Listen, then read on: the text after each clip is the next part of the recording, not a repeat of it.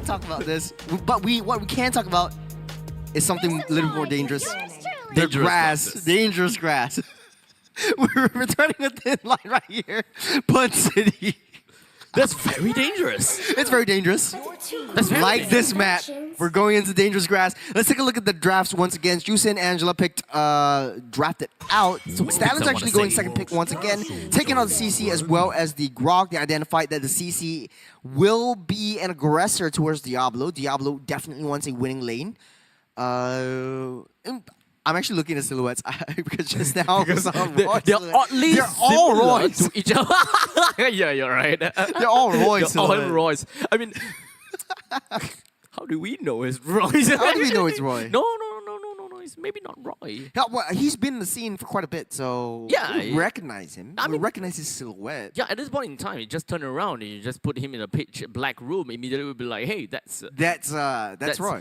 No, That's that's him. two side for you. That's Jojo. That's Burn. That's Flappy, and that's Rice. All in one guy.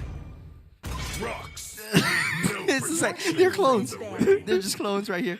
Okay, we're taking out the Voxia. That is very dangerous for them, especially in this map where I think this is one of the best maps in terms of how the environmental changes are. It changes the way the Lord and Turtle takes are played. It changes the way how the assassins like to play. And remember, Roy is a Kadita monster.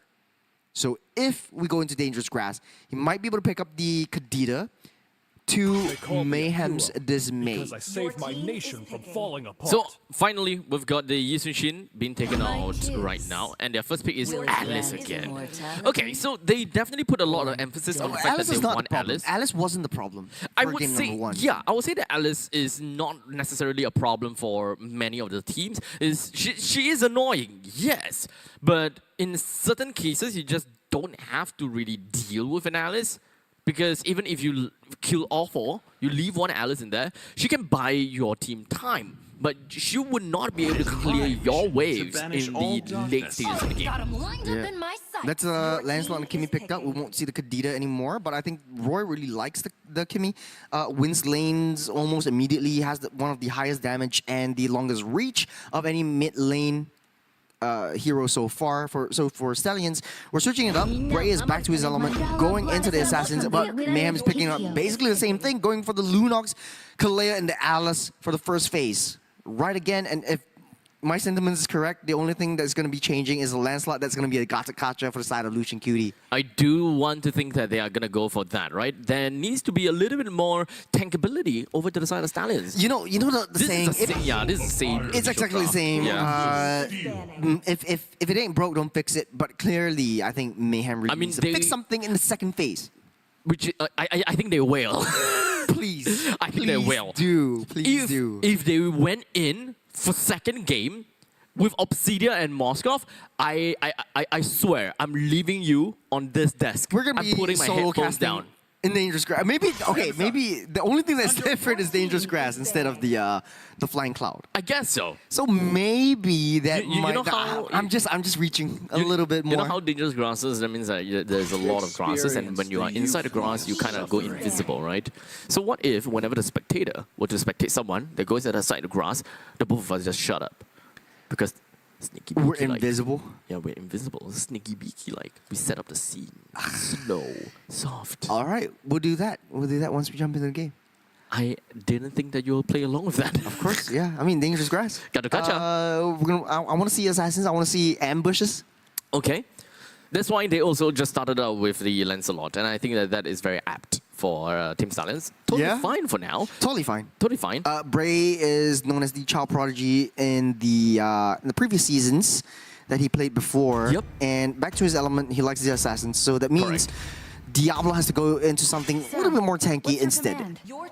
So, with the Hayabusa as well as the Fanny that's taken away, I would like to believe that Mayhem will want to focus a little bit more onto XP removals, but it does seem like they want to focus and lock down onto Rensa's pick. So, at this point in time, there's no reason for them to not pick the Claude again because it worked out previously, unless they want to play more of the early game-centric heroes, such as a Bruno, for example. Bruno will always be great. It does provide your team with good amount of burst damage to really deal with the Alice in the early stages as well, as opposed to just purely just play on target takedown. This is dangerous grass after all. So you might actually want to pick up heroes such as gold laners that have pretty good sustainability for themselves, good amount of movements.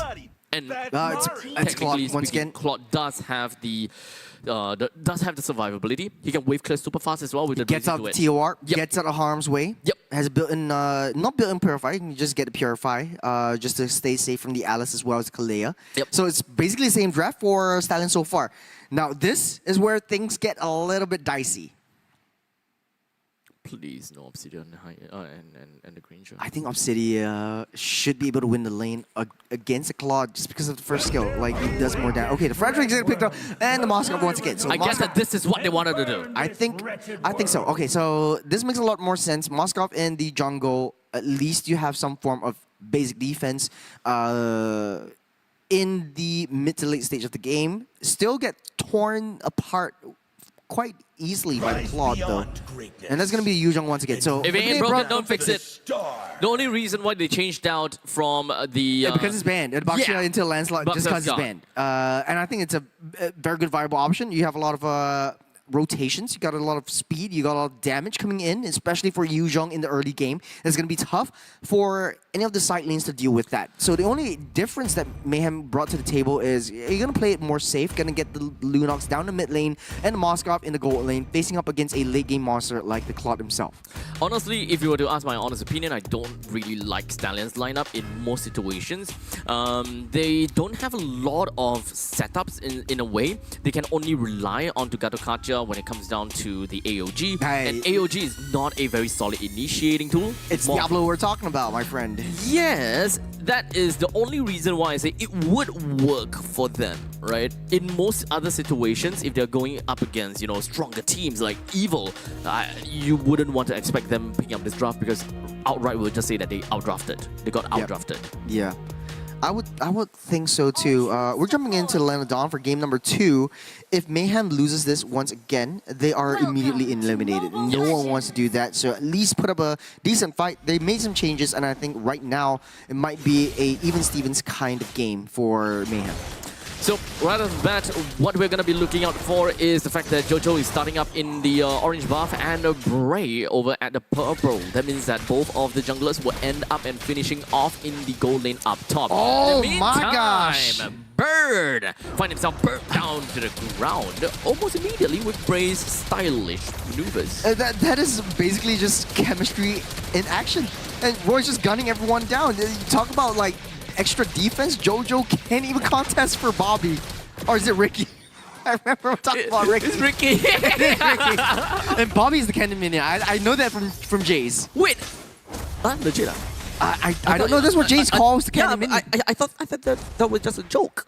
Well, I don't know. I'm just gonna take Jay's word for it and just play along with it. At this point in time, I'm just gonna assume everything that you guys say is right? Rights will not be able to survive this. A little bit too close. Bray, too close for comfort as well. Almost gets taken out by the damage from Burn, but Roy is just there. He's hammering on everyone. Bobby. I love Bobby. We're talking about Cannon Minion again. But anyways, let's take a look at the items. At this point in time, nothing too big yet. Nothing too big, right? Oh, but the Claude actually... okay, so it's a mirror build for both the marksmen. They're ditching the movement speed for a little bit more attack speed, maybe a bit more defense from each other just to survive, because we won't see any skirmishes on top side. But at the bottom side, it's a different story, as 2-tie for you goes down by the hands of Diablo. Very quick response from the side of Stallions. Yep. They do have the mobility. They can do whatever that they want, honestly. And being able to take down that Alice this early, and of course ensuring that the Alice will not even be able to get that cannon minion is going to mean a lot. So that is a level 3 XP laner while they continue on to a fight. That's a stun up. Rights will fall. This Team Stallions just showing the aggression that they did in game number 1. There's... how does Mayhem counter this aggressive play? Jojo can't even get his arms level 4. Bray's already level 5. And you got Roy just free hitting and constantly having that energy. The full stacks coming in. Jojo goes down by the hands of Diablo. Gets the Break Dragon form out and away. And Team Stallions are they're just shifting gears. And it's so hard for Mayhem to defend against the the anger, the aggression coming in from Stallions. This looked a lot more normal play from Team Stallions. Because the previous game, they're just throwing bodies, right? Yeah. Like, Team Stallions just throwing bodies, they're just doing whatever the hell that they want. It seems as though that Team Stallions know that they just want to pop stomp that, right? But for this game, you can definitely start to see there is a little bit more order in the way that they play. Yep, here comes Bray down the bottom side. Too tight for you. Will get out of the way. 60 seconds till the next turtle of the game spawns up, but it kind of looks like Team Stallions are...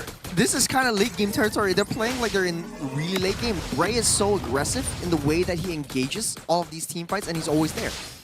At this moment, with 3 minutes and 37 seconds into the game, Team Stallions have already gotten themselves like close to 3,000 gold lead, and that is a massive amount of lead for Team Stallions, right? Moving on forward, and once we reach just like 4 or 5, most notably 5 minutes where we'll have got the energy shields all taken down, it is fair to say that Team Stallions will start to get together a lot stronger. They will just play as 5 or mostly 4, I would say. Play as 4, start to kill, start to take down some of these turrets and increase their goal lead even more. I think this is really like a show of experience. Look at the mid side, the Brilliants will get burned out of harm's way. But just to finish my point, this is just an experienced team with international experience and international sort of like understanding of the game. And the rotations are just outpacing Mayhem like 100%. There's no way that they are able to do anything. The Tsunami Slam brings Bray away from the turtle. Jojo secures that, but all is not. The SOD lands. Wright is trying to chase onto Bray. Finally, he might be able to go down. That's a slam onto him, but here comes the rest of the party. Diablo's right in the party as well. Down the backside, trying to find a flank. Down goes 3 for the side of Mayhem, and make that 5 as Mayhem gets wiped out by Stallions. And to make matters kind of worse, it does seem as though that with all of these turrets having a lot of creep waves just moving on to them, it have also just hit 5 minutes. So that means that all of these turrets have got a wave, a very heavy wave coming in. That means that middle lane is destroyed, top lane is definitely going to be destroyed. And if no one goes down to the bottom lane, which is something supposed to be Alice's job, then that's all of the T1 turrets destroyed just right when the energy shield goes down. I think the understanding of the game, target prioritization from Mayhem, just chasing Bray, and it's very, very difficult because Bray can reposition himself into Mayhem having a tough time or tough position. That is a start in AOG just to slam down. There's 3 members sucked in. The Praises Wrap will land on 3, but Team Stallions just dishing out so much more damage. Bray in the midst of all of it, underneath the turret, secures a double, taking Jojo out of the game. This is more of an encore game from Team Stallions. In fact, they have been doing a lot more as compared to the previous game, right? We ended the game in 10 minutes and 8 seconds. Honestly, the way that this game is going, they should be able to end the game by 9 minutes or so if they ignore this turtle. Because there's already 2 turtles that have been accredited, 1 to Stallions and 1 to Mayhem, which is actually quite a surprising thing.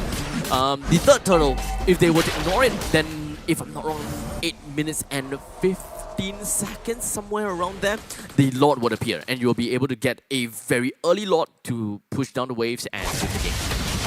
Good ambush down onto Too Tight For You. Will be at half health. The taunt won't be able to reach Too Tight For You, but Renza's damage is actually starting to hurt. This is pretty much almost late game clock, and it looks like they're not listening to you, Abstract. They're taking down that turtle and just pushing down the lanes. Team Stallions riding that momentum on that top side. The Blazing Duet will land, but here comes Bray on the backside, taking a lot of damage. Roy takes Wrights down, and Bray's really deep into the turret. Burn will not survive Roy's skirmish, and they will fall. 2 members yet again for the side of Mayhem. I heard that. Burn X. I almost said. Yeah. Don't worry. I would have to. Called out! It's 2-15 at this point with 8.9, make that 9,000 goal lead. And generally, in a very micro-intensive game, what you want is that you want 1,000 goal lead per minute that has passed.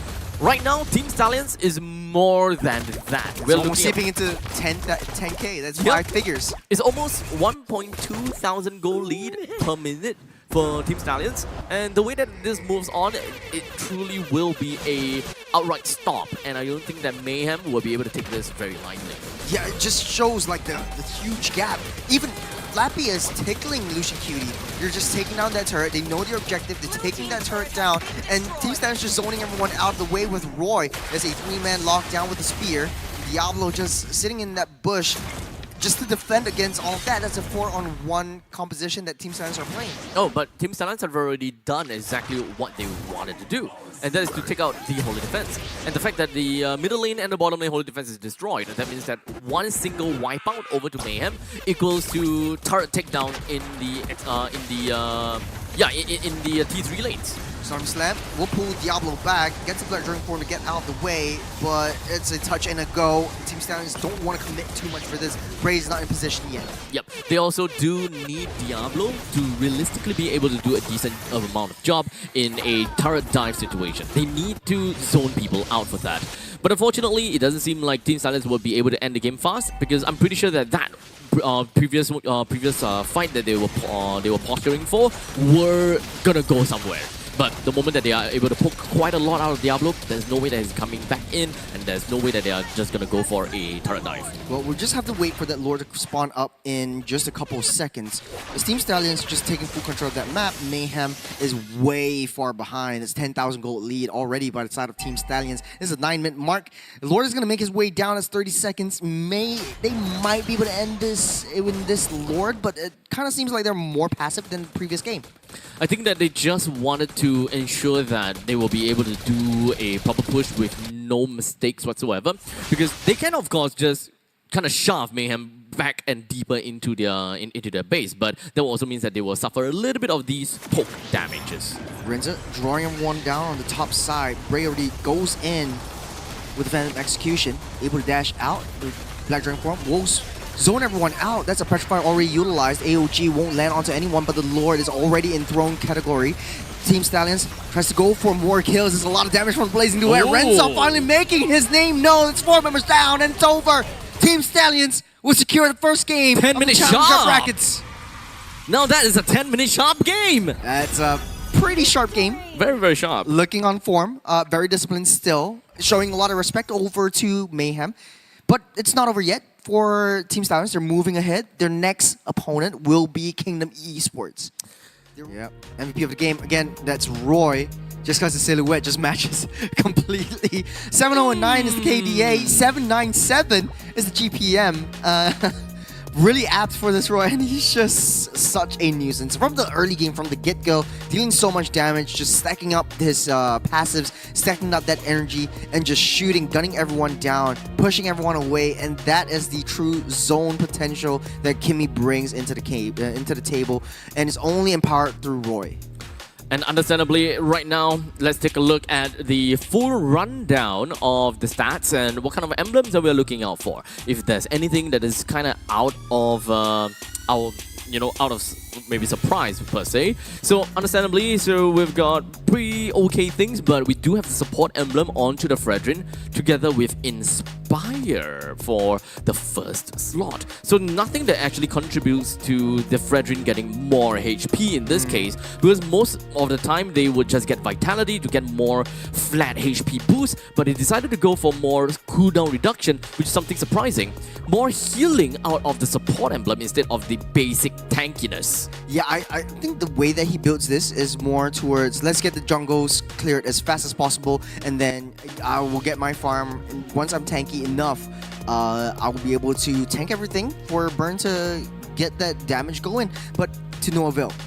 He does not get his entire jungle. It was just so hard for Jojo to play. Every single time the orange buff was come online, Diablo just immediately goes into the jungle, disrupts him, and pushes him away.